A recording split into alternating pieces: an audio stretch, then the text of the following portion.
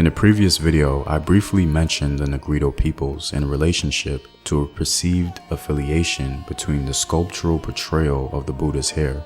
In learning more about African history, I would often hear people in the diaspora speak about the possible connection between the Negrito peoples and Africans. Some people in the African diaspora highlighted the fact that Negrito populations and Africans look similar, phenotypically speaking. So today, I wanted to speak about what some scholars have to say about the topic that may give us a fuller perspective.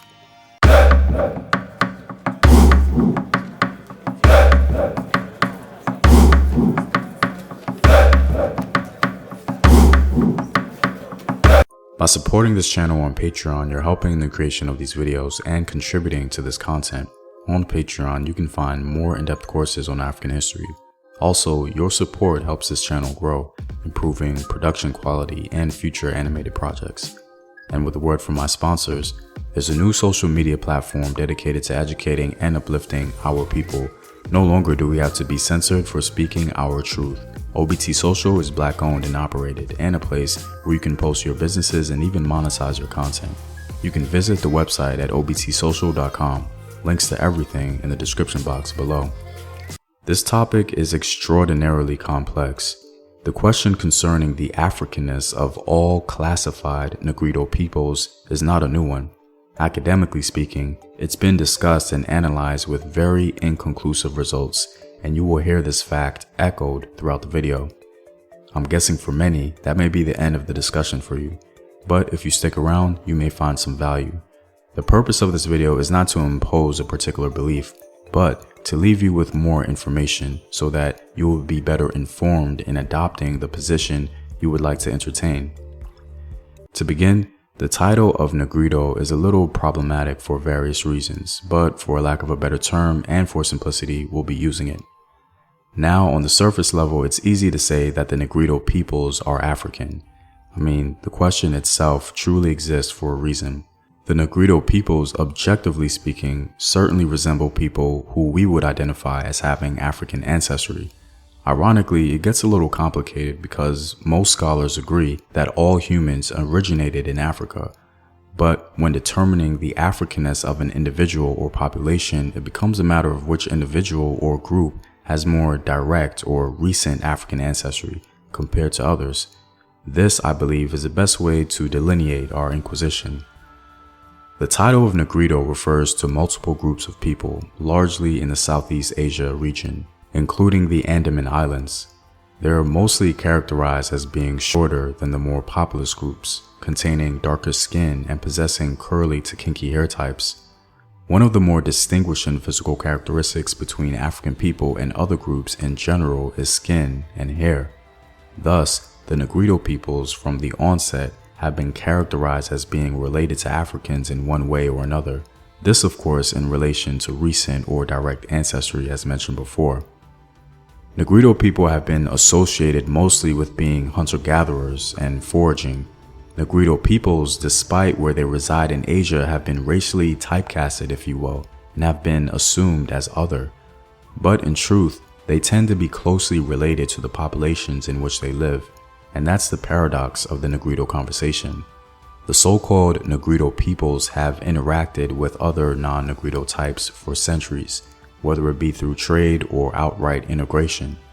So where did the differentiation begin between the so-called Negrito populations and the other local South Asian peoples? The term Negrito or Negrillo were first applied by Spanish missionaries who came to the Philippines to apparently smaller statured and darker peoples on those islands in the 17th century. These terms were copied and used by other European travelers and colonial officers in Southeast Asia to label various people considered to be smaller and darker compared to other people thought to be more widespread on the islands of Southeast Asia, such as the Malays. This classification, codified by Europeans, later evolved into the Negrito hypothesis. The Negrito hypothesis posits that various indigenous groups throughout island and mainland Southeast Asia have a shared phenotype due to common descent from a putative ancestral population representing a pre-agricultural substrate of humanity in the region. This has been examined and tested many times in the past with no clear resolution. The idea of shared phenotypical affinity of all the so-called Negrito peoples led to the idea of shared origin, but this origin was nearly impossible to identify or conclude given the evidence, because we have yet to find the conclusive evidence for common descent amongst all Negrito populations. The academic enthusiasm has waned and slightly changed course. The truth is, Negrito populations vary somewhat in phenotype, and this variation has made it difficult for scholars to comfortably identify a common origin. It's important to note, however, that this difficulty in finding a common origin does not indicate its non-existence. It simply means that there's nothing conclusive. As a minor example, in his analysis of craniometric affinities, one scholar demonstrated Andamanese and Semang people to be more similar to each other and to sub-Saharan Africans, whereas Philippine Negritos are dissimilar to both. So this is just a small piece of the complexity in determining an answer to the question, but in fairness, some individuals may actually be satisfied with just one or two groups being in part related to Africans and find no dissonance with it. Moreover, another study attests to the possibility of recent admixture in Negrito populations, which further complicates the matter. In other words, one can reasonably support either position of African parentage for all Negrito populations, or adopt another viable alternative. I think one scholar puts it best. The visually seductive features of phenotype can equally be attributed to convergent evolution, but this alternative explanation must also remain a hypothesis until sufficient evidence is accumulated to explain the similarities and variation in phenotype.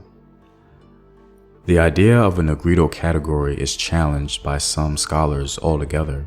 It originally existed in the framework of racial typecasting without much initial investigation. In short, Negritos were called this because they resembled Africans to European colonists.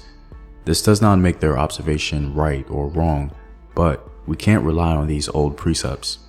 We must go beyond and discover for ourselves. With our modern lens, hopefully we can be more informed about what position we decide to take concerning the origins of the so-called Negrito peoples. As a reminder, this video was exploring the claim of all Negrito people having the same origin, and that origin possibly being a recent or direct African one. Well, I'm all out, guys. If you like these videos and want to help in its continued development, consider supporting the home team on patreon.com. The link is in the description box below. Know thyself. Remember your ancestors. Peace.